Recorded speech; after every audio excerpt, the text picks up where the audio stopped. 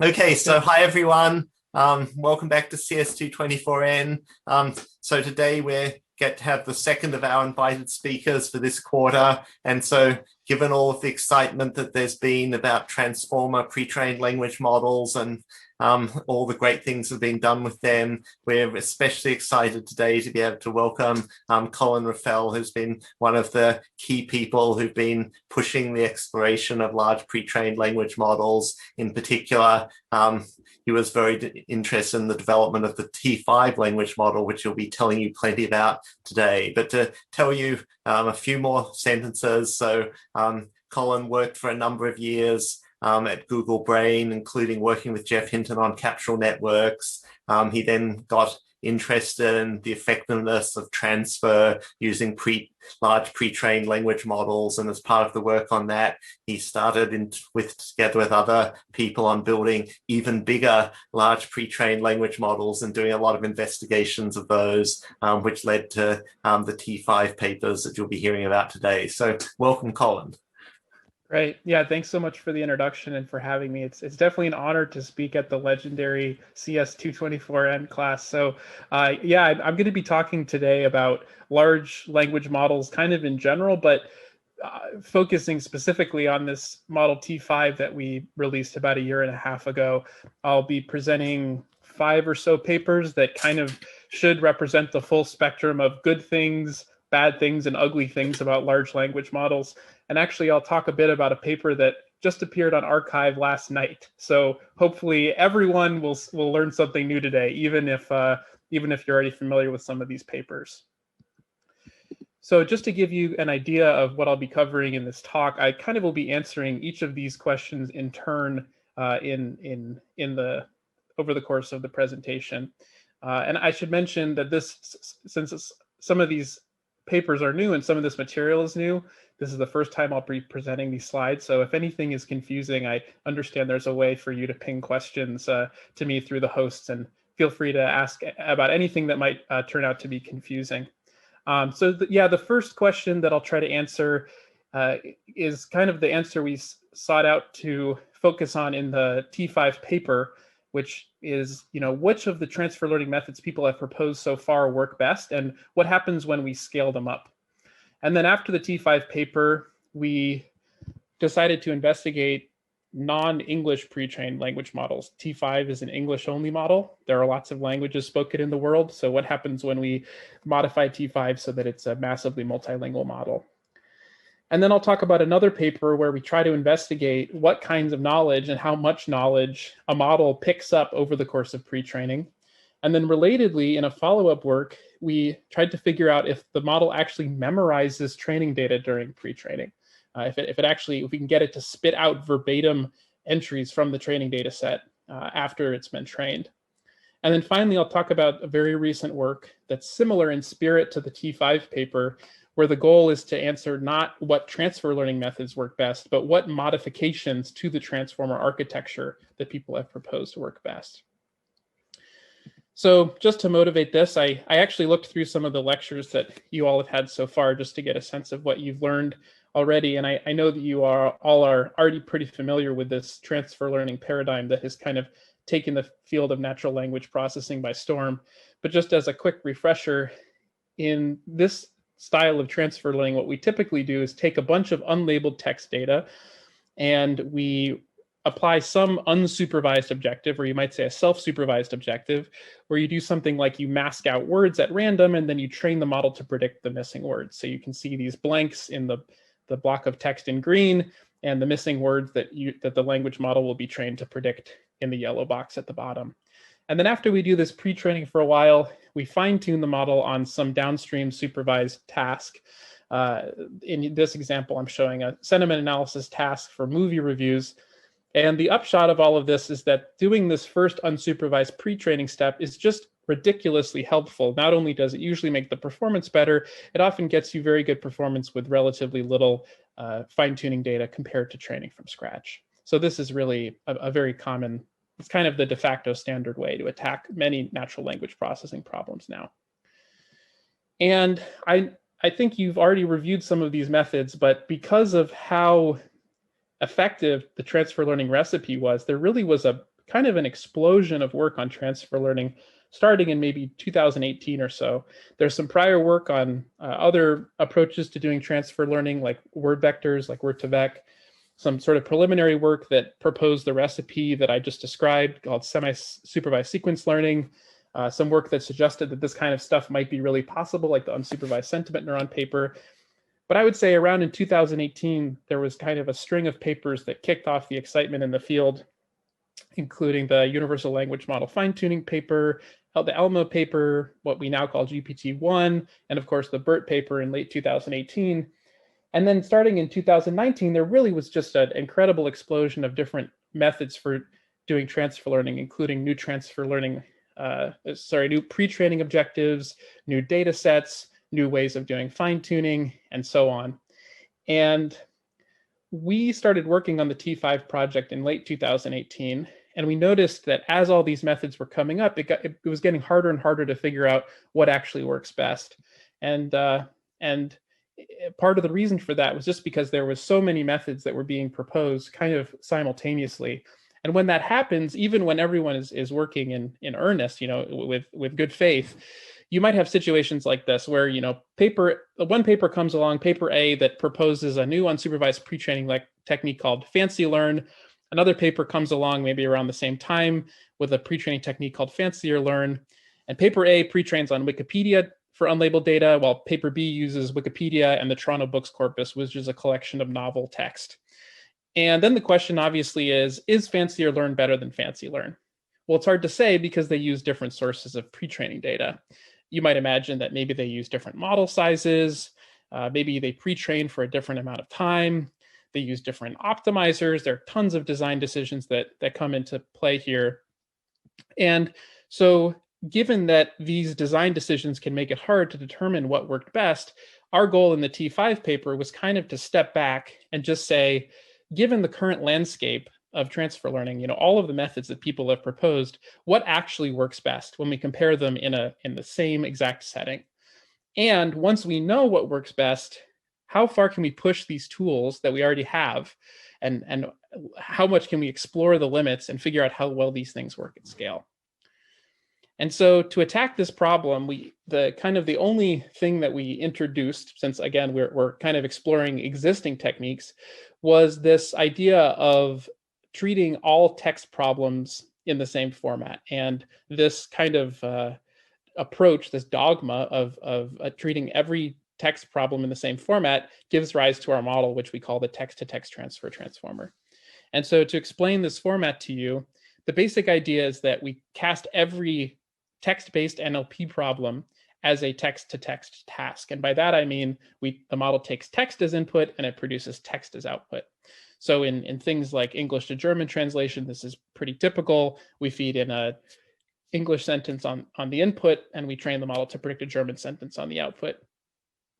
And you'll notice in our case, we actually also feed what we call a task prefix, translate English to German. That just tells the model what we want it to do with the input. Because especially if we're training a multitask model, if you just feed the model that is good, the model doesn't know what to do with it. It doesn't know if you're trying to do sentiment analysis or English to German translation or what.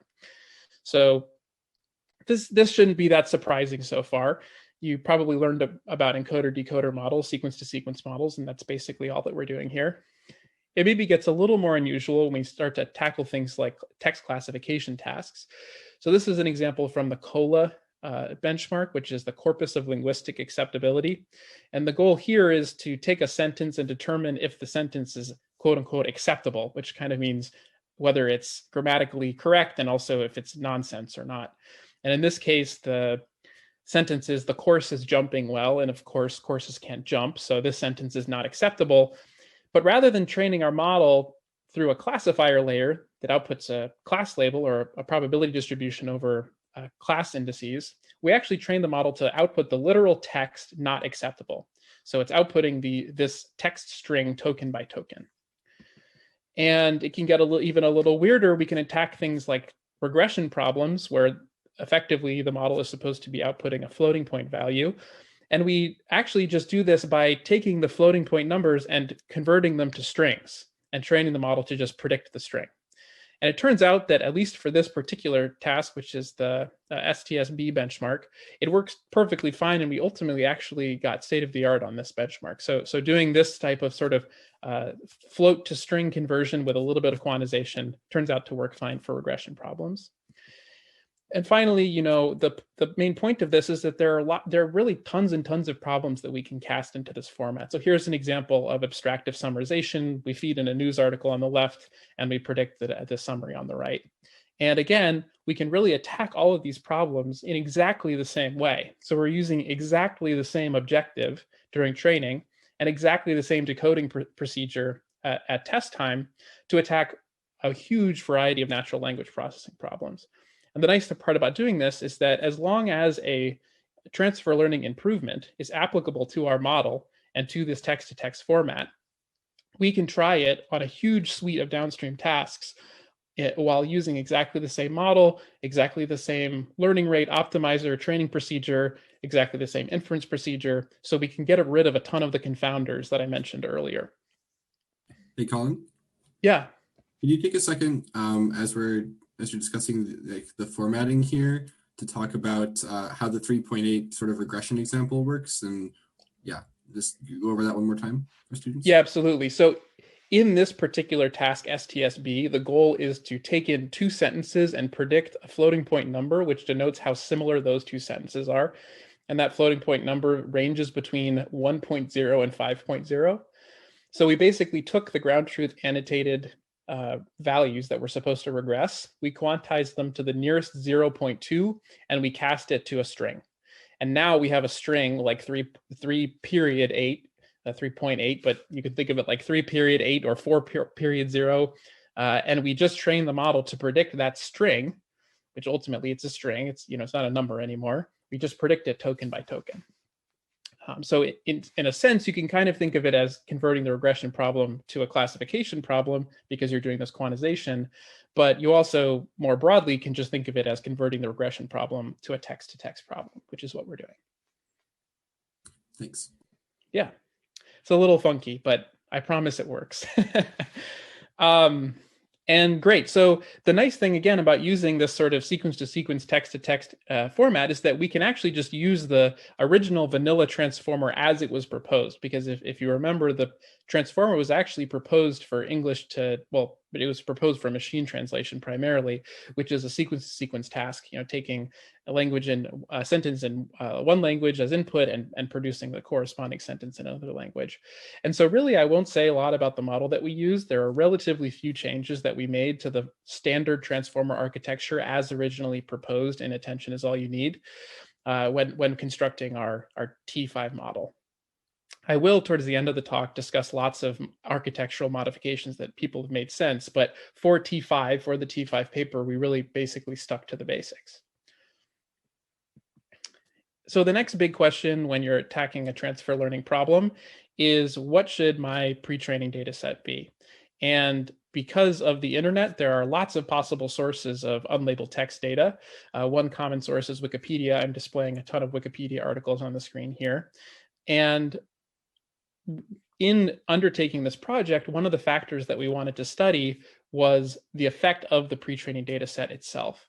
And so we actually constructed a new pre-training data set that would allow us to vary the size across many orders of magnitude, also that has a filtering pipeline that would allow us to control the quality and type of data that was pre-trained on. And I'll describe how we built that data set now. So the first thing we did is we wanted to source our data from a publicly available source. We didn't want to use some Google internal web scrape that we couldn't release. So we made use of these web scrapes by a nonprofit organization called Common Crawl, which is really just an organization that sends web crawlers out through the internet and downloads as much text as they can. And every month they dump out what they call web extracted text, which is, you can think of them as websites with all of the HTML and JavaScript ideally removed. And this produces text that has a pretty decent amount of natural language in it. Also a lot of boilerplate and menu text, and also a little bit of gibberish. But as a whole, it's kind of a good starting point for constructing these pre-trained data sets. And then we took a few steps to kind of try to make it so this data set was a little cleaner. So the first thing we did is we removed any lines that didn't end in a terminal punctuation mark. We used a language classifier to only retain English text. We removed anything that looked like placeholder text, like the lorem ipsum text on the right.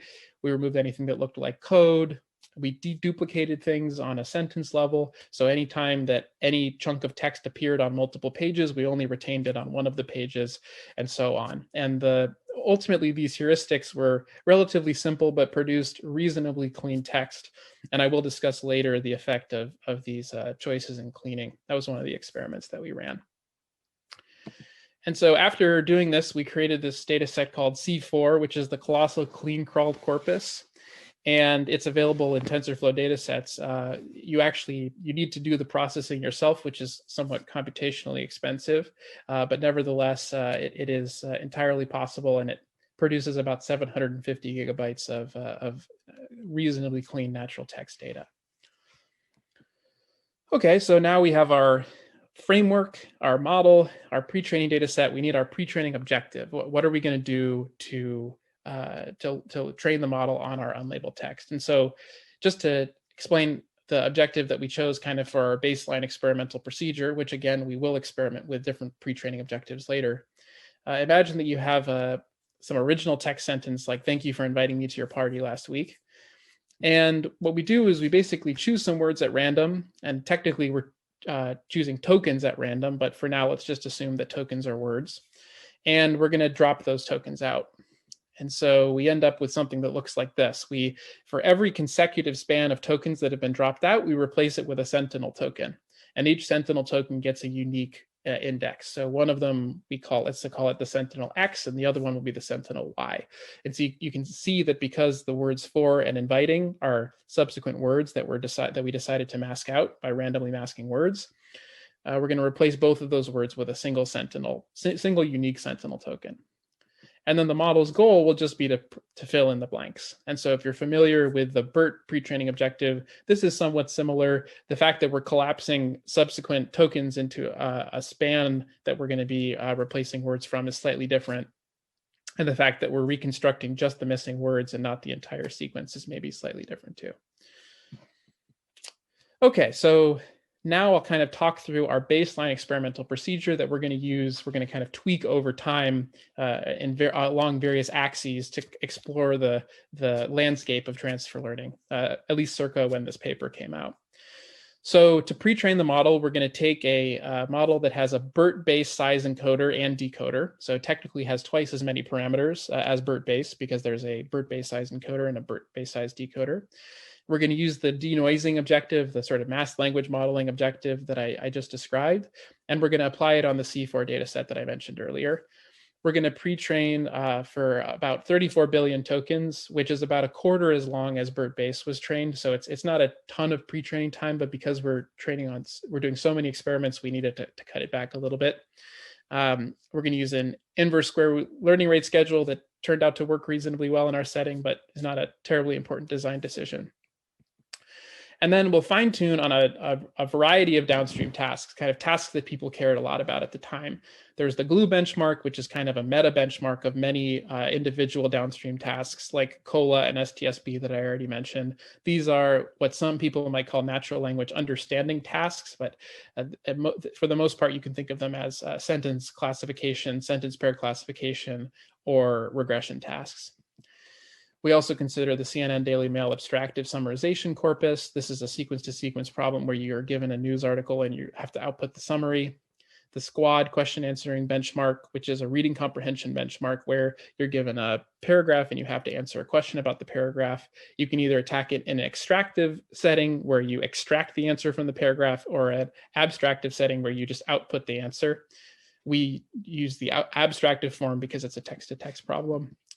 We also included the superglue benchmark, which was a new benchmark at the time that was designed to essentially be a more difficult version of the glue benchmark. It has a new set of tasks that were hard for existing models. And then finally, we included 3 translation data sets, English to German, English to French, and English to Romanian translation. English to French being the largest, which was an extremely large data set, and English to Romanian being many orders of magnitude smaller. And we're going to fine tune on each of these tasks individually and separately. So we take the pre-trained model and separately fine tune it on each of these downstream tasks. And we're going to fine tune for up to 17 billion tokens, but we're going to save checkpoints along the way, evaluate each checkpoint on the validation set, and report the performance on the best checkpoint. And note that this is not a experimentally valid way to report your performance, because you're basically doing model selection on the data set that you are, or the data split that you're reporting performance on the data set split that you're doing model selection on, which is not a good way to compare different methods, but to compare within methods, we're reasonably comfortable doing this.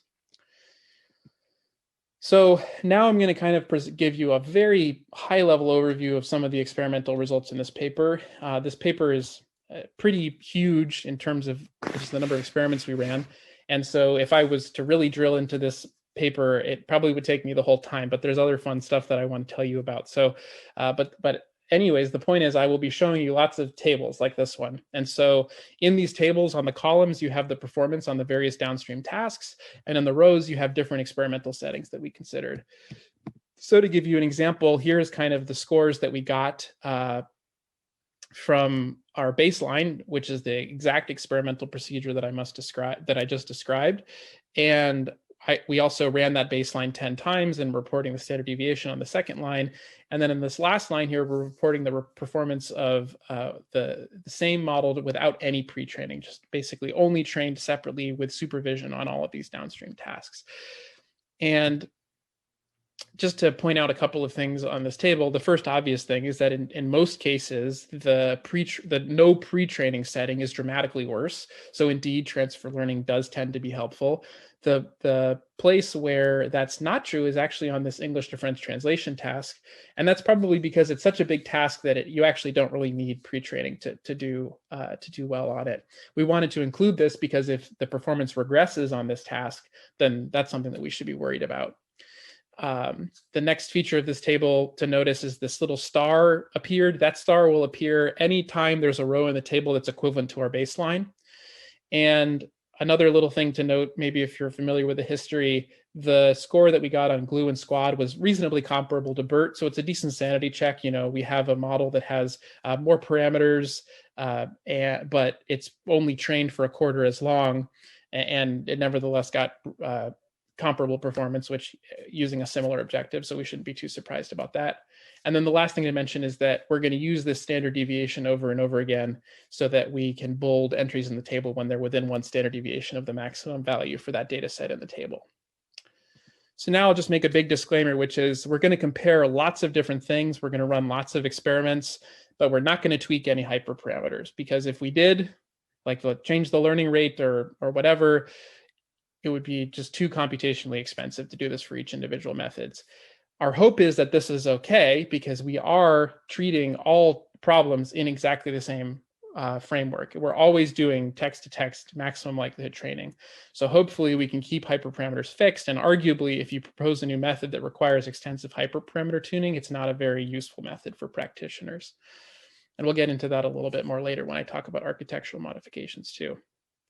The other thing I'll say is that while we did run lots of experiments, there's no way we could be comprehensive just because there were so many methods out there, and the inclusion or exclusion of one particular method is not meant as a judgment on its quality. It's just is what we were able to do given the constraints that we were working under.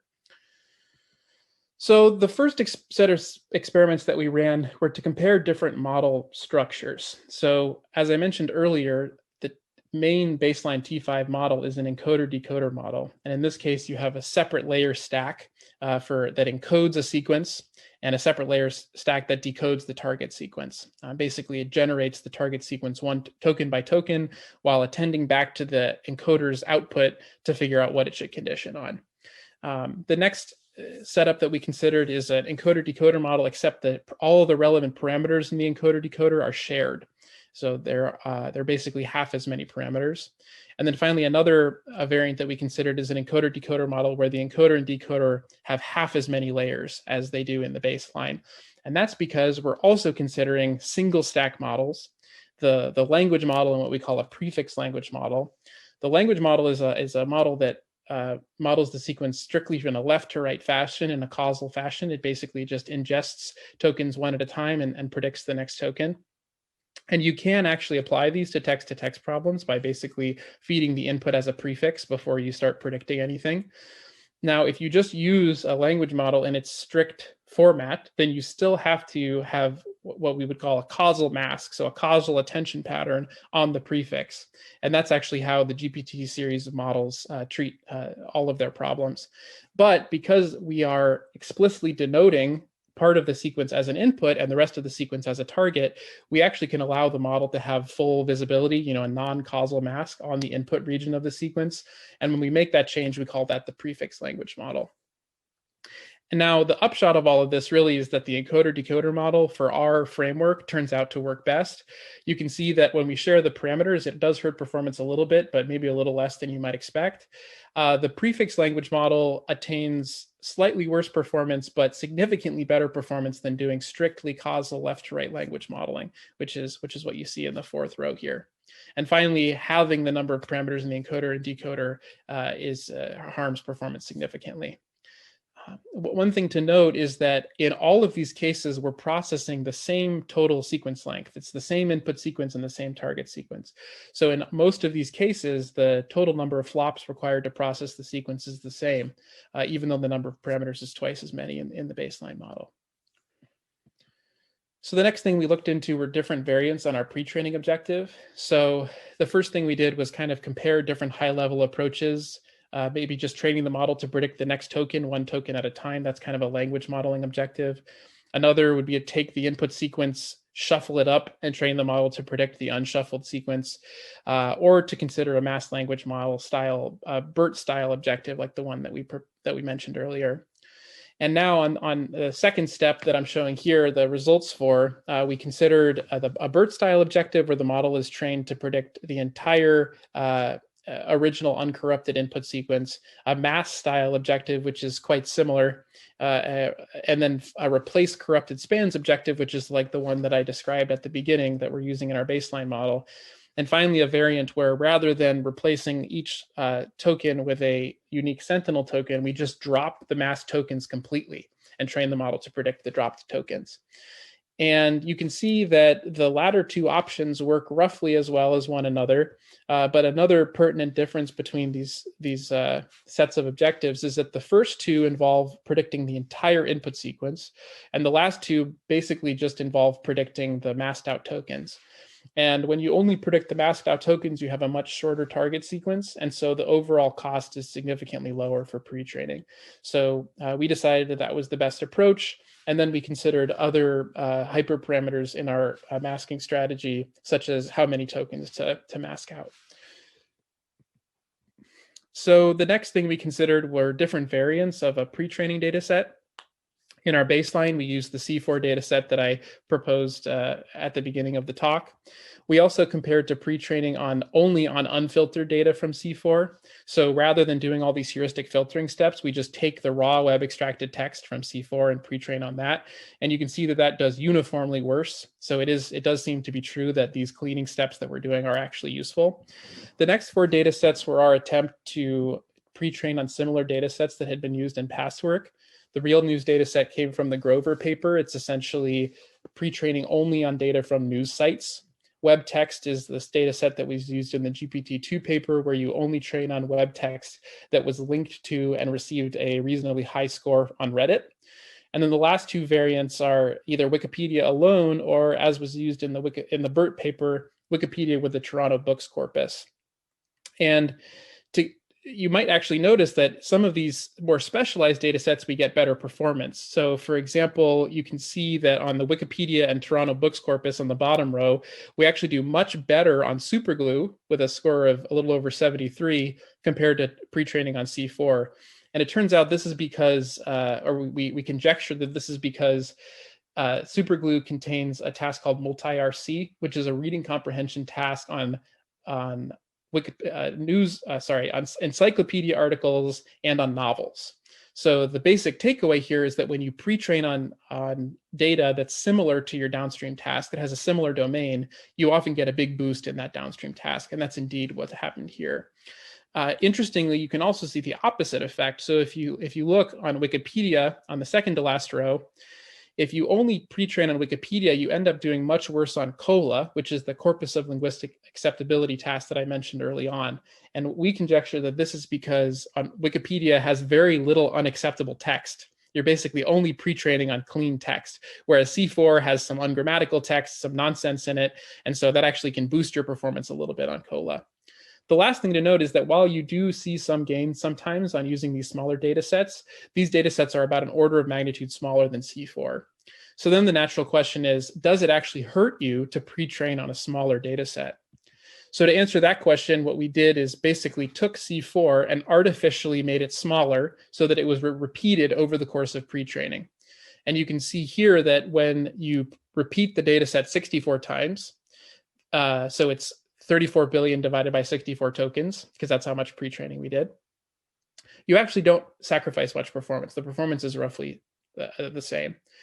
But if you repeat the data set 256 times, 1024 times or more, you actually start to see degradation. And the reason that we think this is happening is because you're basically overfitting during pre-training. And you can get a sense for whether that's true or not by just looking at the training loss. You can see that the model attains a much, much smaller training loss as you repeat the data set more and more times. So the upshot of this is that your data set should be at least as big that you don't see significant overfitting during pre-training. And later on, when we scale up these models and pre-train them on much more data, we would do enough repeats of those smaller, sort of more domain-specific data sets that we imagine we would see harmful effects. The next thing we experimented with were multitask learning strategies. So when you're doing multitask learning, you're essentially training the model on multiple tasks at once. And in all the experiments I'm showing on this slide here, we're actually training on every single task at once. So the pre-training task and all of the downstream tasks together. And the most pertinent question when you're doing multitask training like this is, how often should I sample data from each task? So one approach is just to sample data at an equal rate across all of the tasks. Another case is to basically pretend like you've just concatenated all the data sets. We call that examples proportional mixing because it's equivalent to sampling from the data set in accordance to how many examples there are in the data set. The difficult thing with that, though, is that our pre-training data set is so big that its proportion would be much, much, much bigger than every downstream task, and we basically would never train on any of the downstream data. So we introduced this hyperparameter K, which is a constant that basically is how big should we pretend that the pre-training data set is. The last thing you can do is take the number of examples in each data set and scale it by a temperature. The larger the temperature, the closer you get to equal mixing, to uniform sampling from each data set. But at any rate, the main takeaway from this table is that you can get pretty close to the performance of separate pre-training and fine-tuning like we do on our baseline if you get the mixing strategy right. But ultimately, we found that you do tend to sacrifice some performance when doing multitask training and on at least some of the tasks.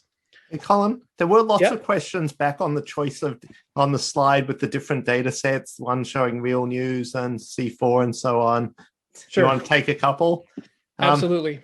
Yeah, so firstly, if you just look at this, it still does kind of look like you can get great results with more than an order of magnitude less text than C4.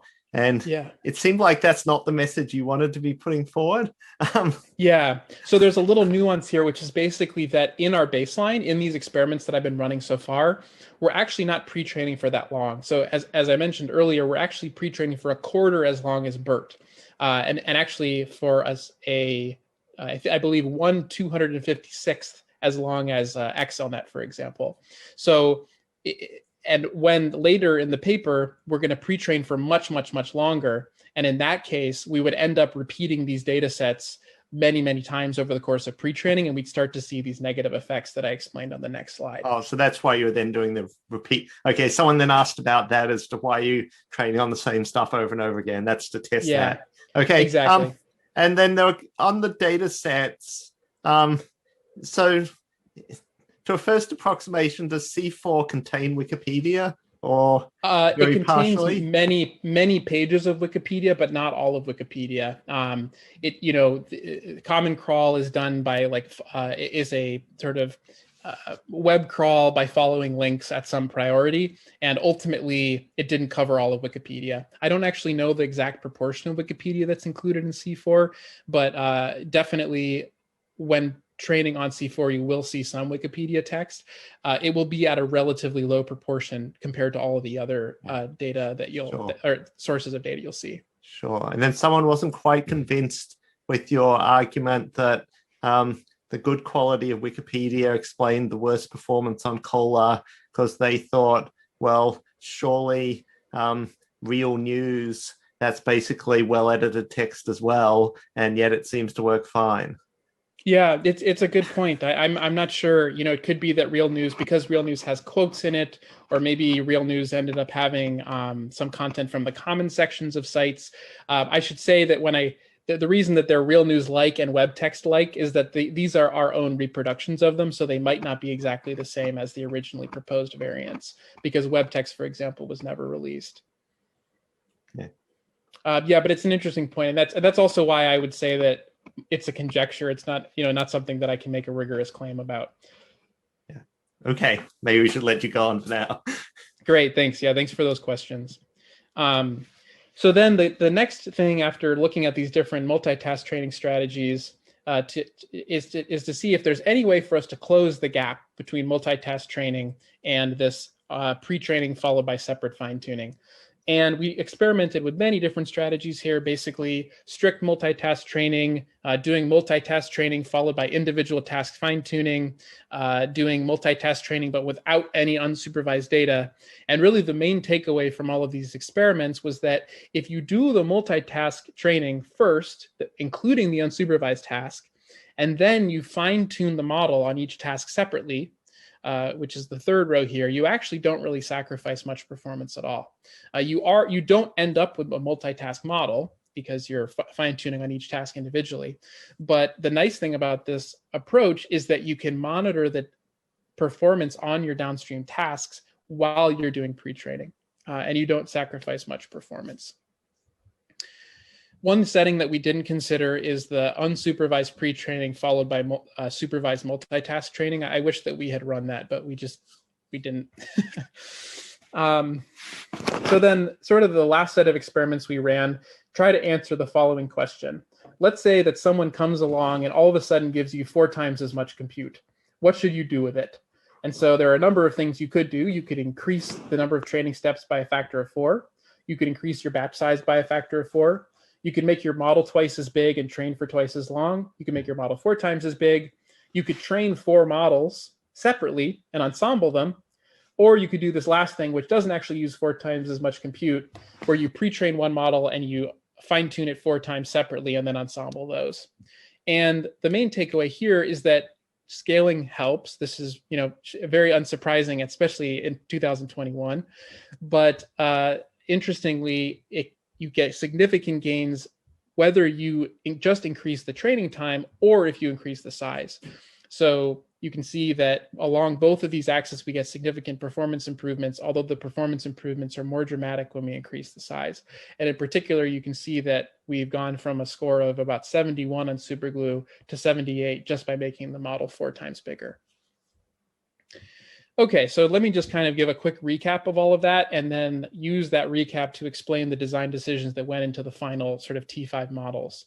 The first thing is that we're going to choose an encoder-decoder architecture because that seemed to work best in our text-to-text format.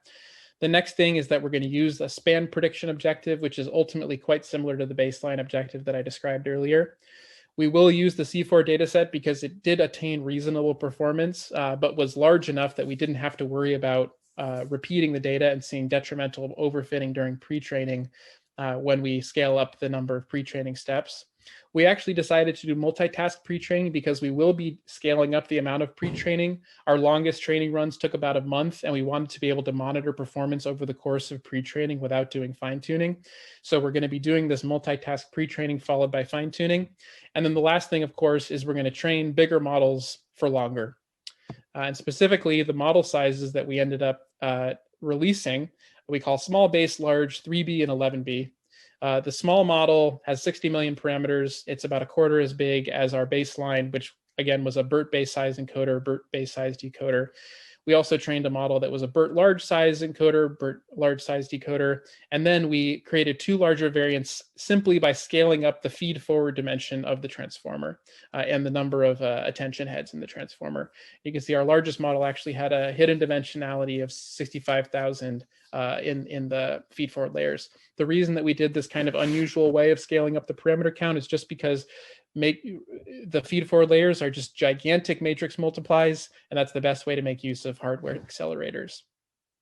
Can I just stick in one more question? Absolutely. Someone was asking about how you did the multitask training. Like, so was that sticking a simple softmax classifier on top for each task, or?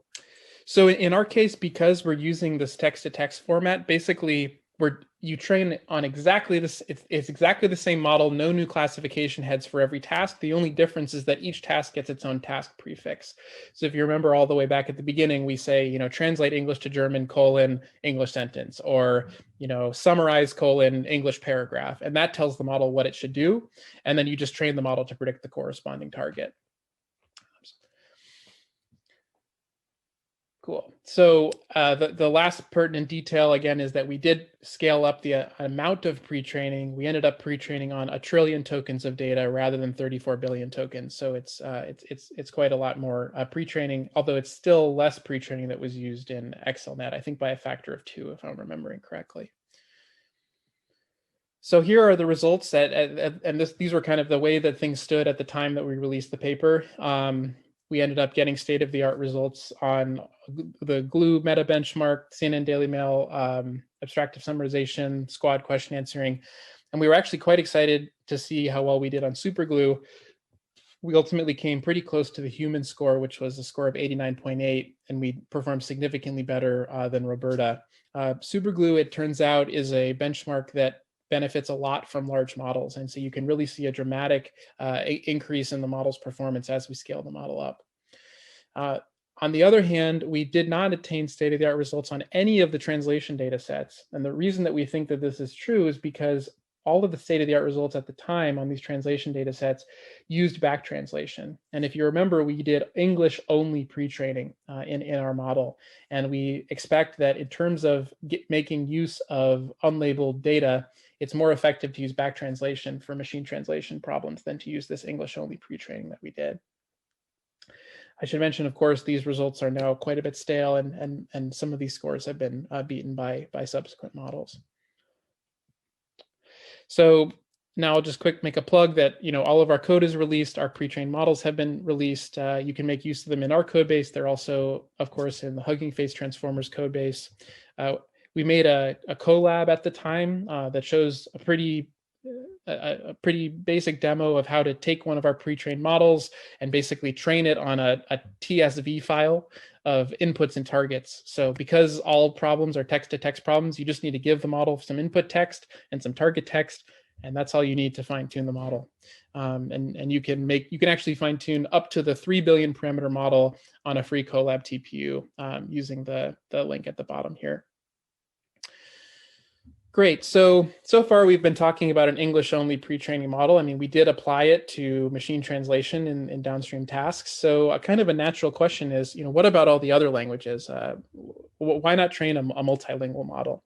And so that's something that we did more recently. And actually, let me just pause because I did see a couple of questions coming in. I want to make sure that I'm not leaving anyone behind as I move to the next section. Sure. So one of the questions is about the multitask setting. If you include an unknown task prefix, does anything interesting happen? And if you don't include a prefix, what does it do? So if you include an unknown task prefix, or if you don't include a prefix at all, what it will probably do is apply the unsupervised objective, because we actually didn't use a task prefix for the unsupervised objective. Well, I guess I should say that's not quite true, because there won't be any sentinel tokens in the input. So what we actually see it it typically does is it outputs kind of some related words and some other sentinel tokens and gibberish. It's not very useful, is I guess the upshot. Yep. We have questions about back translation. I don't think they heard about back translation in the rest of the course. So back translation is a pretty straightforward method. The basic idea is that if I have unlabeled text data in one language, I use my current model to translate that data to some particular language, and I use that as training data then subsequently for my model. It's similar to self-training if you're familiar with it. Basically, you're making predictions on unlabeled data and then using those predictions to train the model. Great. Turns out to be helpful. Yep. And then one detail question: maximum input length and maximum output length. How did you choose them? Did you do a study on that as well? Yeah, so most of the tasks we considered did not have input length significantly longer than 512 tokens most of the time, using the tokenization strategy that we made use of. And so we used a maximum input length of 512, but we used a position encoding scheme that allows arbitrary input lengths, and we actually have in subsequent work fine-tuned T5 on sequences of length 2048. Beyond that, you start to get into memory issues because of attention's quadratic memory complexity. But in principle, you can apply it to long sequences. And then maybe one last thing, if you have a second, is talking again about how translation again seems to be not the killer app for this. And so, what's your intuition as to why translations, like, does it not benefit from pre-training for what reason? I'm not, I'm really not sure. I can only conjecture. I think that pre-training helps the model learn the meaning of words. It helps the model learn some world knowledge, which I'll talk about a little bit later. And that's a very loose concept. I think that for translation, learning world knowledge is not very useful because all of the knowledge you need to translate a sentence for the most part is in the sentence. So basically all of the sort of contextual knowledge style information that you need to produce the German sentence is in the input sentence. So gaining world knowledge during pre-training is not very useful. Of course, it's useful to know what words mean, but to a certain extent, that's kind of the easiest signal to pick up on during training. And I imagine that would be my guess. I don't have any rigorous proof of any of this. Thanks. Great. So like I was saying, we trained this English only model and we wanted to address the major shortcoming that it really only can speak one language. So we introduced a model called MT5, Multilingual T5. And really, for the most part, if you remember one thing about MT5, it's basically that it's exactly the same model, but trained on a multilingual corpus. And the text-to-text format is the same. We feed in task prefixes, but we can feed in content in different languages. We can do classification tasks. We can do question answering tasks with MT5 in exactly the same way that we can do with T5. So like I said, the pertinent thing about MT5 was creating a multilingual variant of C4. Overall, the process is very similar to the process we used for C4, except that it includes 101 languages that we detected using a open source language detector. We also extracted data from more common crawl dumps because especially for the low resource languages, it was hard to get enough data from only one common crawl dump. And you can see a list of the languages that we include here. Ultimately, the data set ended up being about 27 terabytes in size. So here's a distribution of the number of pages in the MC4 training data set for various languages. You can see our highest resource language is English, where we have about 3 billion pages with 3 trillion tokens total. The lowest resource language is Yoruba with only about 50,000 pages. So you can see it. The amount of data that we got for each language varies by many, many orders of magnitude. Because of that, a common strategy is to use this sort of temperature scaling that I mentioned earlier, where basically you sample from data in a particular language by scaling the number of examples in that language by a temperature. And and I apologize that the temperature here is one over the temperature that I described previously. So in this case, as the temperature gets smaller and smaller, you get closer and closer to a uniform distribution. The net effect of this is that for very small temperatures, you tend to do better on downstream tasks on low resource languages like Urdu. But as you increase the temperature so you basically are doing examples proportional mixing of the different languages, you do better on high resource languages like Russian. So we took MC4, we pre-trained MT5. Again, basically everything was kept the same. We made the vocabulary a bit bigger to accommodate all the different languages. But overall, the amount of pre-training, the model sizes, et cetera, are basically the same. And ultimately got state-of-the-art on some of the tasks in the extreme benchmark. You'll notice that we don't report results for some of these tasks. That's partially because extreme is designed for sentence encoders like BERT. T5 is an MT5 are encoder decoder models. We did not experiment with using the encoder on its own, but in order to attack some of these problems like the sentence retrieval problems, you need a model that can output a single vector representation of your sequence. And we don't have that in T5, so we didn't apply it to those tasks. One interesting finding from this paper that I'll just quickly mention here is that there are basically multiple settings that people consider multilingual benchmarks. One is the zero-shot case, and in that case, you don't do any pre-training on a language you don't have any fine-tuning data on each particular language. You only have pre-training data on those languages. So you fine-tune, let's say, only in English, and then you feed the model some text in another language and see if it produces the right predictions. The next setting is the translate train setting. That's where you take a machine translation model and translate the data in the English fine-tuning corpus into different languages. And then the last setting is the in-language multitask setting. That's the setting where you assume that you have gold standard ground truth data in every language that you want the model to be able to process data in. And the takeaway here actually is that the difference in performance between small models and our largest model, as we go along the x-axis, is much, much bigger for the zero-shot and translate train settings than it is for the in-language multitask setting.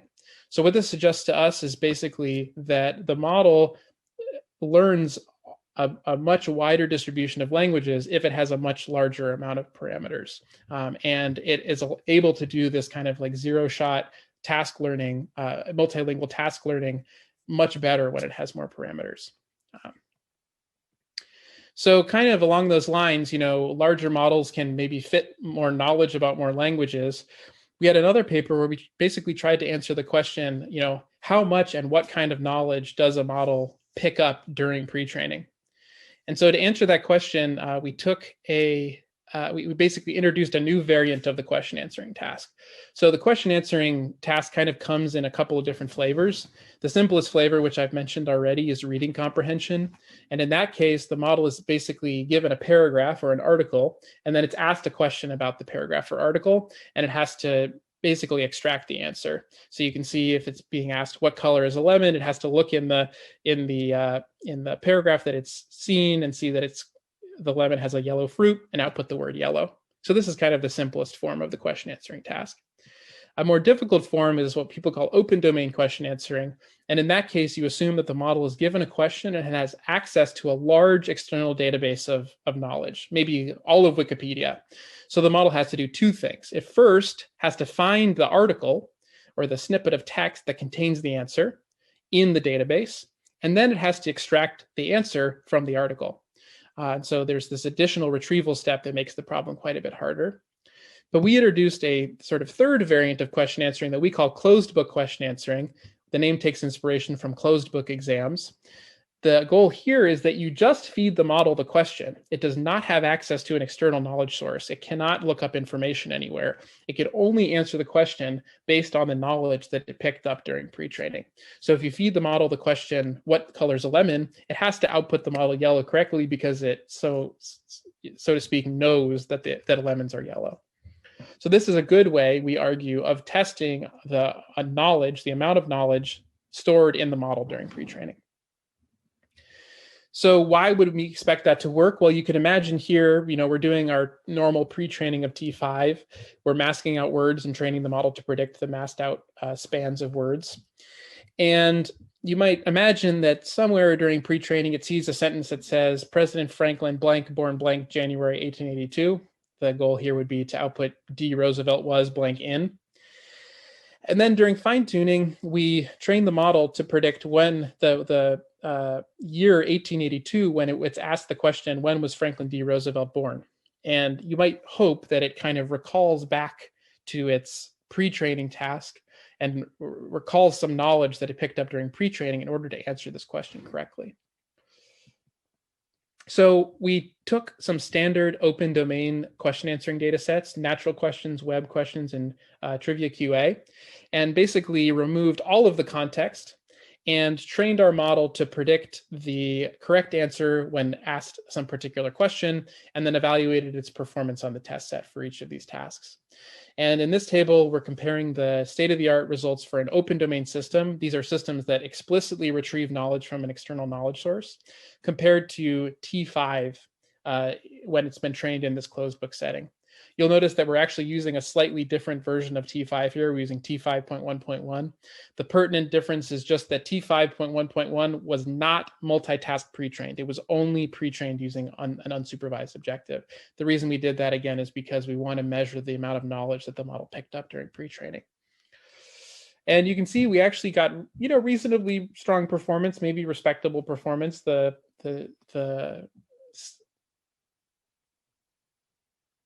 I don't want to use the word performance again. The accuracy basically on each of these data sets increases as the model size increases, which maybe in a loose way suggests that the larger models have picked up more knowledge during pre-training. But we ultimately lagged behind the state-of-the-art results for open domain systems that explicitly retrieve knowledge. So to try to close this gap, we made use of this objective called Salient span masking from a paper called Retrieval Augmented Language Model Pre-training. And salient span masking is a very simple idea. The idea is that rather than masking out words at random in your pre-training objective, you actually mask out entities explicitly. So that's people's names, places, dates, etc. And you basically just use an off-the-shelf named entity recognizer to figure out what entities are in your pre-training data set, and you train the model to fill in salient spans instead of random spans. So what we did is we took T5.1.1 after it was pre-trained and did continued pre-training on salient span masking, and then measured the performance on our downstream tasks after fine-tuning. And you can see that the more salient span mask pre-training we did, the better and better the performance got when we fine-tuned on the downstream tasks. And we ultimately were able to close some of these gaps significantly and actually outperformed the best open domain system on web questions by adding salient span masking to T5.1.1. So this just is a message to tell you that the objective matters, and doing this kind of, now people, at the time people didn't call it this, but now people call this domain adaptive or task adaptive pre-training. And this is a good way of getting better performance on your downstream tasks. So I've got a good set of questions here. If now's a good time. Yes, that'd be great. So for some context, the students in their most recent assignment had to make effectively a mini T5 thing where the only questions that were asked were from a simple domain so that they could pre-train on a single GPU. And one of the questions they have is, how can we be sure that the answer produced by the model is not made up? They were asked this on the assignment as well, I think. So if you don't have access to a ground truth answer, it's actually very hard to know. There's a nice paper that came out after this paper called "How Can We Know When Language Models Know?" And what the goal of that paper is to make it so that T5 is what we call well calibrated. And when a model is well calibrated, it means that when it doesn't know the answer, it doesn't output highly confident predictions. And this paper explored various ways of calibrating T5 for closed book question answering. And they ultimately found that when the model doesn't know the answer, when it's outputting, something made up, that they could effectively make it be very unconfident in its predictions. So that's one way to do it. I think you actually are muted, John. Thanks. Great. Thanks. And then another question is the knowledge that's necessary for doing these fine-tuning, like the QA on these fine-tuning data sets. Is it knowledge that is all present at pre-training time? And can Yeah, you, so that's also something that was explored by a subsequent paper, where it was shown that actually there is a decent amount of train and test overlap in terms of knowledge in these data sets. So it's definitely possible in these cases that that the model is picking up knowledge during fine tuning and not pre-training. However, just as kind of a side experimental note, we find that the performance of T5 actually plateaus before it makes a single pass over the fine-tuning data set. So basically T5 will very, very quickly figure out what the heck you're trying to get it to do. It doesn't even need to see the full training set before it gets basically its maximum performance on the test set. So we don't actually think that that's a major factor for these results. great. And then last question, how did if you studied it, how did the multitask model do? Yeah, those results are in the paper. The results are almost exactly the same. It's just it's a little easier to explain the whole knowledge pre-training thing when you are talking about T5.1.1. In the interest of time, I might skip these next 3 slides, which are the short summary of these slides is just that the evaluation procedure that we use is unfairly penalizes closed book question answering systems. If you want to learn a bit more about that, you can poke into the paper a bit. It doesn't really support the main point that I'm trying to make in any meaningful way. So, and I want to get to some of the more recent papers and I should be able to have time to do that. Cool. So we've kind of answered this question, how much knowledge does a model pick up during pre-training? The answer is arguably a lot. So kind of a follow-up question is, does the model is kind of memorizing this knowledge, right? But does it also do large language models also memorize stuff that we don't want them to memorize, specifically like private data? Like you could imagine, let's say that somewhere in C4 is someone's social security number. We probably don't want our model to memorize that and spit it out when we're decoding from it. And we certainly don't want it to happen for unconditional models like GPT-2 or GPT-3. So in this next work, we try to answer this question, do large language models memorize stuff from their pre-training data set? And we can first actually turn to experts and see what experts think. And here are 2 statements made by the EFF and OpenAI that were sent to the US Patent and Trademark Office when there were a call for comments on basically exactly this question. And you can see that in both cases, these organizations basically say, there's basically no reason to believe that a large language model would copy data from its training data set. And OpenAI, kind of calls this a well-constructed AI system. And I think what they actually mean by that, if you read their statement a little longer, they kind of say, if you construct an AI system appropriately, the AI system will not overfit to the training data set. And if it's not overfit, we don't expect them to actually output their any of their training set in any non-trivial way. So these are kind of statements that were hunches, and in this work, we tried to investigate more rigorously whether they were true. And the way that we did that was basically by taking the pre-trained GPT-2 model and feeding it prefixes. So you can imagine you take a causal language model like GPT-2 that just predicts tokens autoregressively. You feed it a prefix and then ask it to basically predict what comes next. And we're showing here this sort of odd prefix, East Stroudsburg. But we found when we fed this particular prefix into GPT-2, it actually output verbatim an address, name, email address, phone number, and fax number of a real person that appears on the internet. This example actually only appears 6 times on the entire public internet. So it's unlikely that GPT-2 saw this address very many times. And the main point of this work is that, yes, it does seem like GPT-2 at least has memorized a significant amount of non-trivial information from its pre-training data set. So how did we undertake this study? We used this procedure that's shown on the screen here. We basically consider 3 different ways of sampling data from GPT-2. The first is just to sample autoregressively from it. The next is to sample autoregressively, but with a decaying temperature. This basically means that you want the model to become more and more confident in its predictions over the course of sampling. And the last option is to take random text from the internet and use that as conditioning to GPT-2 before asking it to generate what comes next. So now for each of these generations, each of these 200,000 generations we did for each of these sampling methods, we want a way of kind of trying to predict whether it might be memorized or not.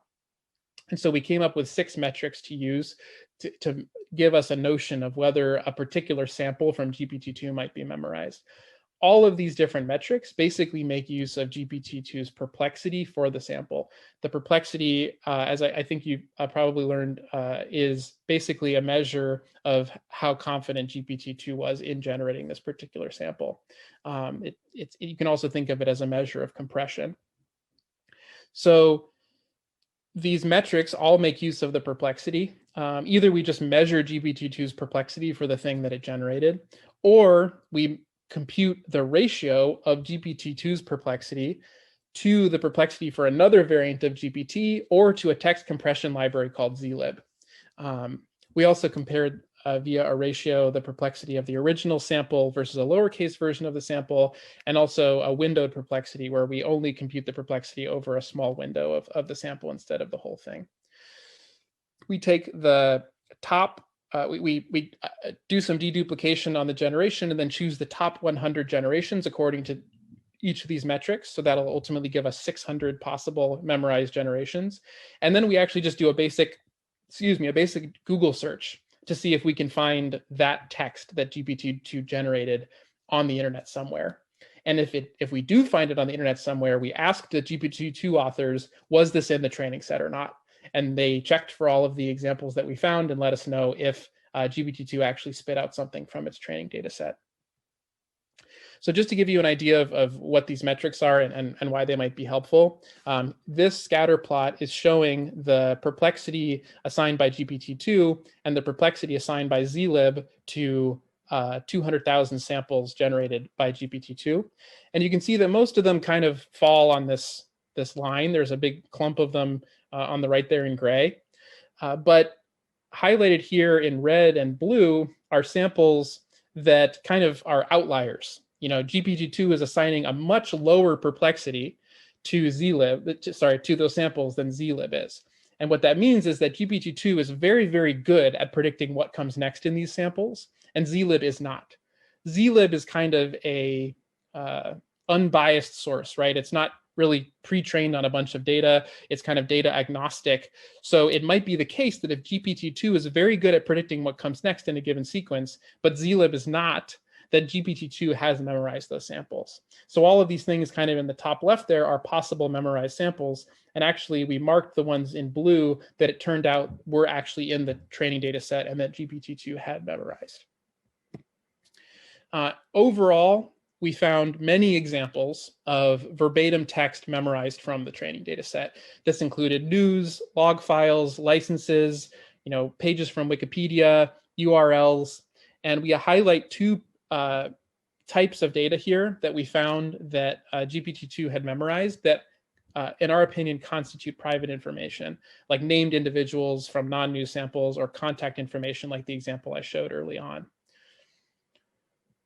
And so you might ask, okay, maybe it's not that surprising that GPT-2 memorized a news article if that news article appears hundreds of times in the internet. We actually got lucky because it turned out there were a bunch of examples of memorized data that only appeared on one document on the entire public internet. It was basically a paste of a bunch of URLs from Reddit, from a controversial subreddit called The Donald. And all of these URLs had exactly the same form. It was, http://reddit.com/r/thedonald/ a bunch of random numbers and letters / the name of the thread. Now, this random numbers and letters part is nice because it's equally hard to predict in all cases. It's basically a random hash. So we know that part of the sequence should be equally hard for any model to memorize. And what that means is that we can measure how many times does a particular URL need to appear in this list of URLs, because there were repetitions in the list, in order for one of the particular GPT-2 sized models to memorize it. And what we found was that the largest variant of GPT-2, GPT-2 XL, memorized a URL that appeared 33 times in this particular document, but not URLs that appeared 17 times or fewer. the medium-sized model was only really able to fully memorize a URL that appeared 56 times, and the small model really didn't memorize any. The a half basically means that we could get it to spit out the URL if we gave it some additional prompting. We basically hinted at what some of the numbers were. And what the takeaway of this is that we actually, by coincidence, because there is this particular document with this structure, we were able to say reasonably confidently that larger models tend to memorize more data. They need to see particular examples fewer times in order to memorize them, which we thought was an interesting finding. So far I have kind of mostly been talking about the benefits of larger models, right? Because larger models did better on superglue, larger models did better on closed book question answering. Of course, there's this caveat that larger models also seem to be better at memorizing their training data set. But larger models are also inconvenient. They are more computationally expensive to run. They consume more energy, and they don't fit on, for example, T511B doesn't fit on a single GPU unless you use kind of clever methods. So the last paper that I'll discuss, which is super recent work, is can we basically close the performance gap between large and small models through improvements to the transformer architecture? So in this work, we take basically the same strategy that we took in the T5 paper, where we took sort of the landscape of existing modifications to the transformer architecture and evaluated them in the same exact setting. And there have been lots of variants proposed to the transformer architecture. In T5, we use basically the standard encoder-decoder architecture from the Attention is All You Need paper that's visualized here. But there have been lots and lots of modifications that have been proposed since the transformer was released in 2017.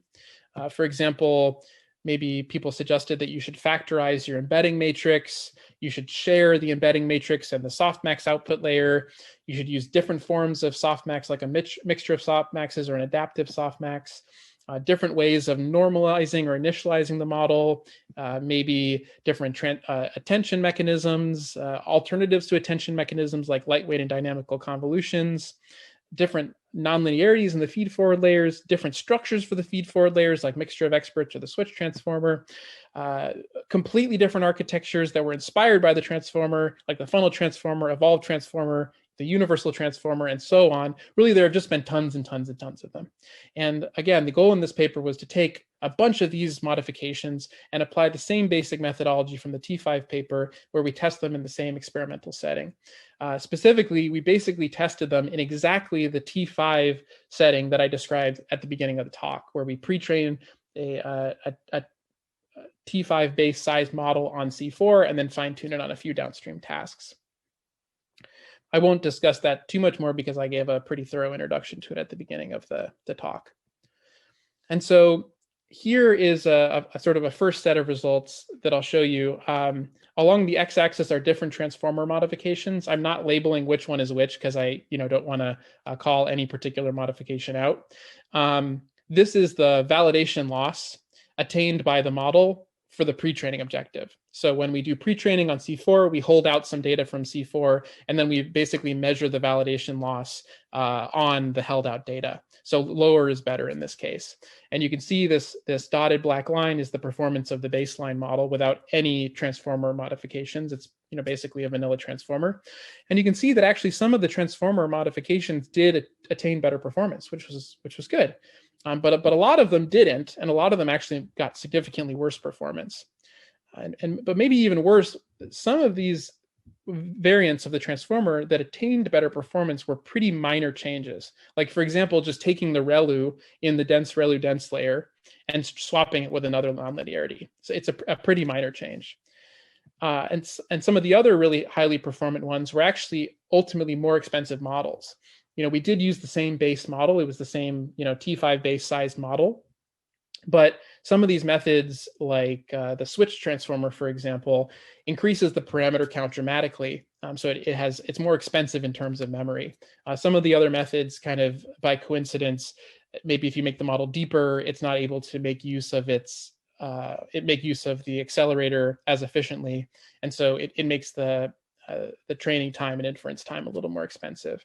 So once you factor out the very simple changes to the transformer and the ones that ultimately made the model more expensive along some axis, there actually were very few, if any, modifications that improved performance meaningfully. And this is true on the pre-training task. It's also true on the downstream tasks we considered. So this is the Rouge 2 score. It's just a, one of the metrics people use on the XSUM task. XSUM is, you can sort of think of it like a harder version of CNN Daily Mail, the summarization task. And you can see that the model variants that attained a better validation score tended to also attain a better XSUM Rouge 2 score. But again, almost all of the variants we tried decreased the performance. And just as an aside, I kind of alluded to this a little bit. There is a reasonably good correlation between the validation loss and the superglue score. Although I'll just point out a couple of interesting points here. One is this method called transparent attention. It attained a pretty good validation loss, but ultimately a very bad superglue score, which was surprising to us. The switch transformer, which I'll highlight here, attained the best validation loss, but it did not get the best superglue score. On the closed book variant of web questions, the switch transformer actually achieved nearly the best validation and accuracy. And this kind of supports a loose conjecture in the field that scaling up the number of parameters improves the amount of knowledge that the model can internalize, but it doesn't help the model reason. So kind of very, very loosely speaking, again, this is kind of a conjecture. Superglue requires deep reasoning capabilities. Closed book web questions requires knowledge intensive capabilities. And so switch transformer, which only scales up the parameter count without scaling up the processing, maybe does better on on the web questions task. So this kind of should raise some red flags for you, because this is a pretty bold claim that most of these things don't actually help that much. And there's kind of a couple of possible reasons that this could be the case. One is that our code base is just very unusual and non-standard. We don't think this is the case because the code base that we used was actually developed by one of the people who invented the transformer, Noam Shazir, and it's been used a lot. It's been used in lots of various papers. It's basically the same as the tensor to tensor code base. And so we think that arguably our code base and the implementation details should be reasonably standard. Maybe the tasks we consider are non-standard. We think this is probably not true. Pre-training followed by fine-tuning is pretty common. Basically all the tasks we tested out on have state-of-the-art results from transformers. And actually we included separately supervised only training on WMT English German, which was the task that transformer was actually proposed on. Maybe we need more hyperparameter tuning, because we didn't do significant hyperparameter tuning for each of these methods. To test how true this was, we actually took one of the methods that performed significantly worse than we expected, and we ran maybe a couple hundred trials of hyperparameter optimization. One of the researchers on this paper spent a long time trying to get hyperparameters right to make it work, and it ultimately never worked as well as the baseline method. A next possibility is that we implemented these modifications incorrectly. To sanity check this, we actually emailed the authors of all of the different modifications and asked them to check our implementation. All of the ones that got back to us said that it looked correct to them. And then finally, the last option is that maybe these modifications to the transformer don't really kind of transfer. They don't transfer across code bases and implementations and applications. And to us, at least, based on the evidence that we have, this is a plausible possibility. In my opinion, the best way to control for this is if you're proposing a new modification to the transformer, try to apply it to as many code bases and tasks as you can without tweaking hyperparameters. And if it works in all of those settings, then you're golden and then your thing probably will transfer.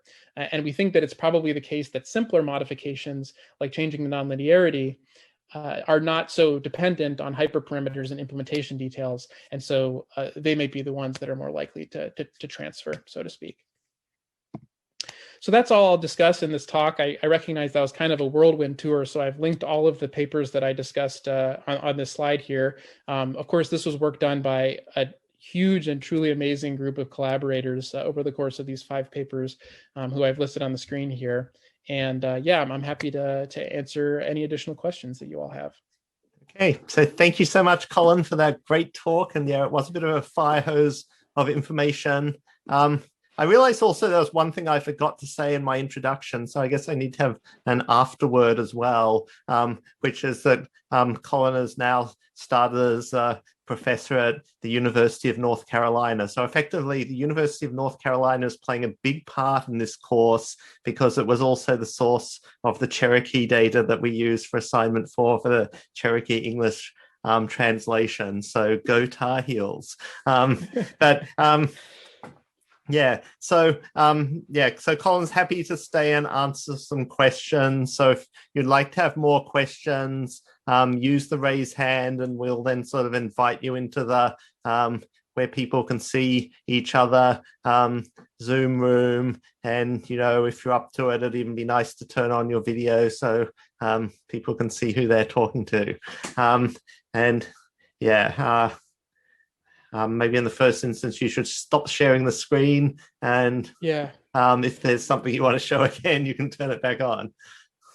Yeah, maybe I'll just say while there are people are still around, on the point of me being a professor at UNC, in the event that there are any master's or undergraduate students in the audience who are applying for PhD programs, the application deadline for UNC has not occurred yet. So if you maybe want to apply to another school, have another option, you're excited about the work that I presented, you can still apply to UNC. We have a remarkably late application deadline. So just a plug in case there's anyone who's looking for a PhD. And UNC is the oldest public university in the nation. And if we do the full UNC advertisement. And I think we have the second oldest CS department too, which it's been around for a while. And it's pretty small. It's only about 50 faculty. So while we're waiting for someone to join up, we do have one question already, actually, from. Yeah, hi. Thanks for the lecture. I had a question about earlier when you discussed like the T5 overfitting and kind of how many passes to the data set it took for it to overfit. So I'm curious as to if you think some of the larger models, like the 3 billion, 11 billion ones with like the scaled before layers, are overfitting, and kind of generally, how do you know when a model is overfitting, especially on this scale? Yeah, so I mean, if you measure overfitting in sort of the standard way, where you compare the loss on training data versus the loss on validation data, we see that even in the very, very large models, it's roughly the same, which suggests kind of in the traditional sense that there is no overfitting. One reason for that is that C4 is actually big enough that we do just over one pass over it when we train for 1 trillion tokens.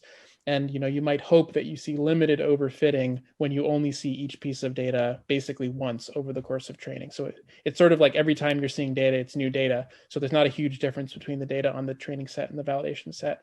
Of course, there is also this notion of overfitting that's kind of like worst case overfitting, which ties into the memorization work I mentioned.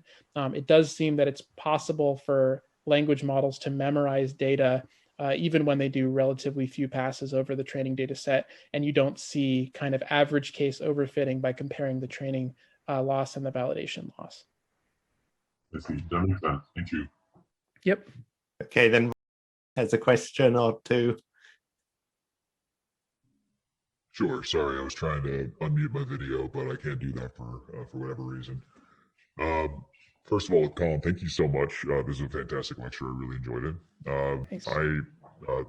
One thing that I particularly enjoyed was the work that you guys did on your training data extraction attack, trying to identify or really test this hunch on OpenAI and the EFF's part that these models don't actually memorize training data. I'm wondering, actually I have two questions. One, have OpenAI and EFF since changed their tone since you actually, or has your team actually published the results of that, and have they since acknowledged that well-constructed models may actually do this? And two, would this approach actually work for detecting other, say, accidentally encoded biases towards or like extreme biases which are prevalent in some language models?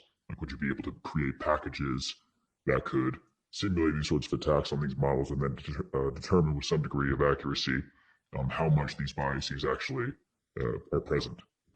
Yeah, so with regards to the first question, I don't know of any official statements that have been made by anyone, but I will say that actually on the memorization paper, we had multiple co-authors from OpenAI, so it was very much a cooperation with them. I mean, we're all scientists and we all kind of make hypotheses that sometimes turn out correctly and incorrectly.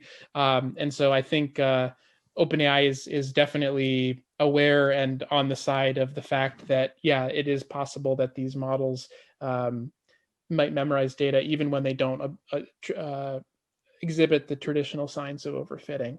To the second point, the way that people have kind of measured this in an ad hoc way is by feeding a prefix into the model about a particular demographic group or type of person, and see what the model says about that person. And I think in principle you can kind of think of our approach as related to that, except that we have this additional step that kind of measures whether the model is generating that text because it saw it in its training data, basically because the perplexity is excessively low for some continuation compared to a model that wasn't trained on the same data.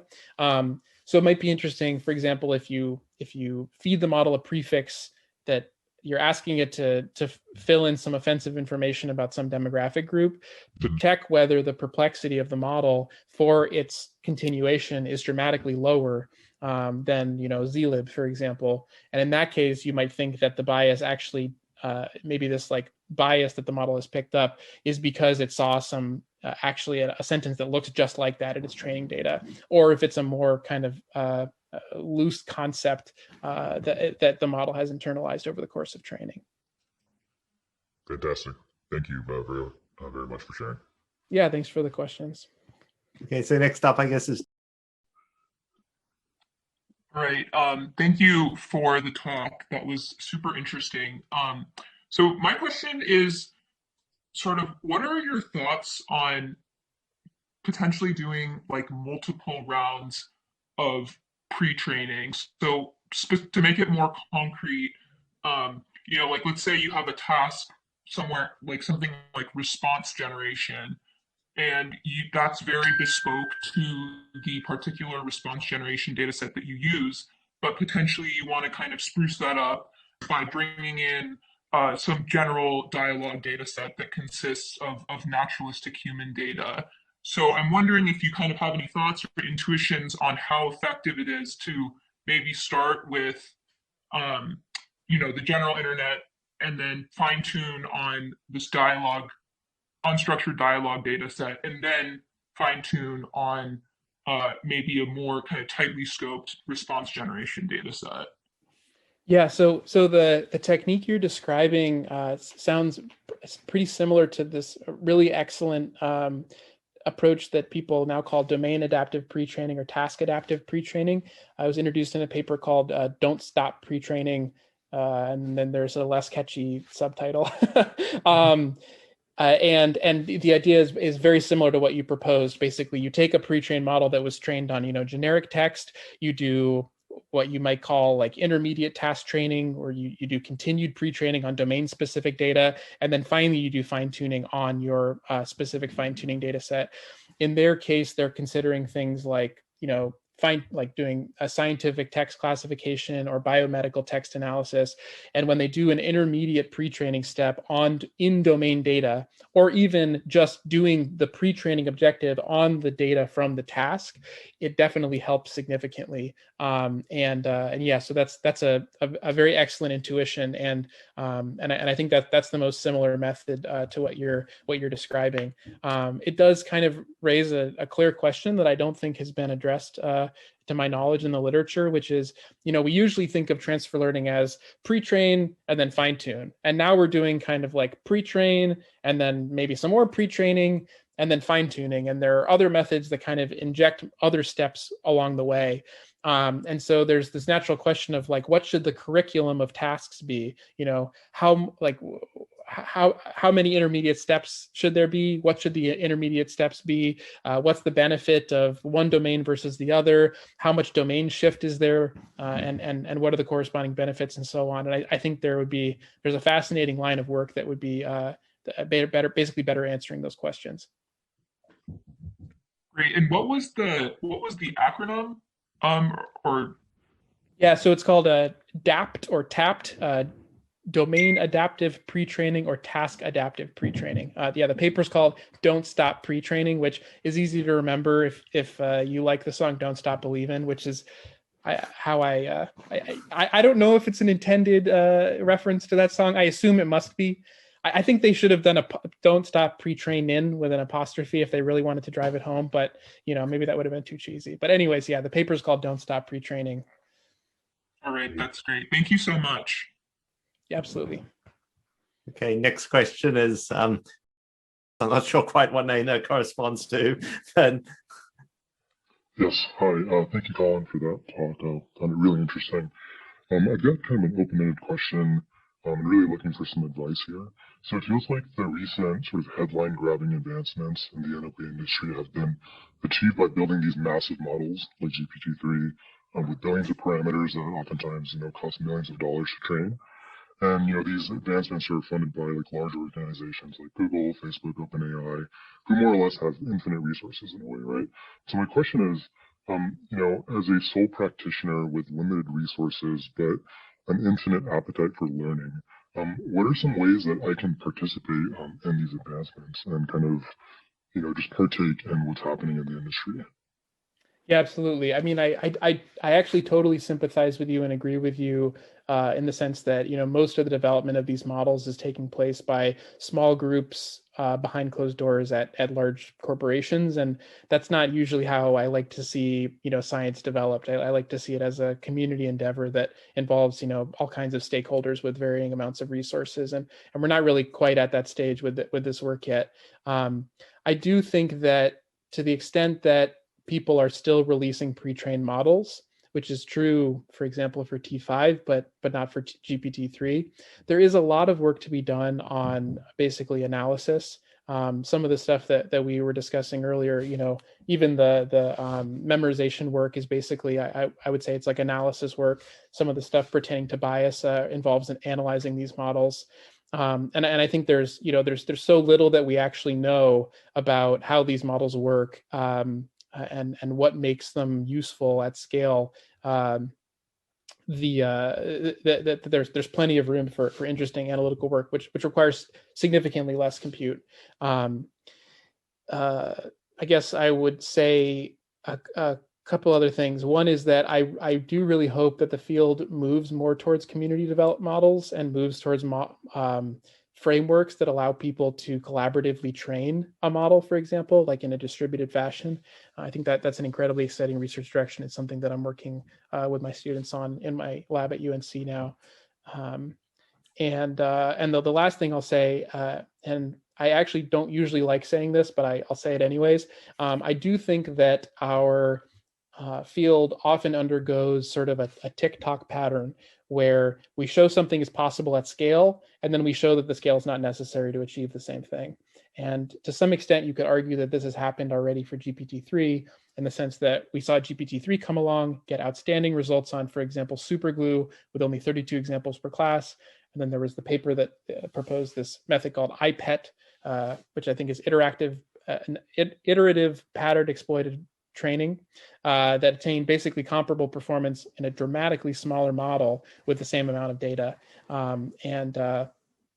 You can point to other examples. I personally like to attribute the story of attention's invention to the fact that researchers at the Montreal Institute for Learning Algorithms couldn't afford an 8 GPU machine, so they couldn't run the giant LSTM and the sequence-to-sequence paper. So they needed to invent something that worked better but didn't require such a big model. So they invented attention.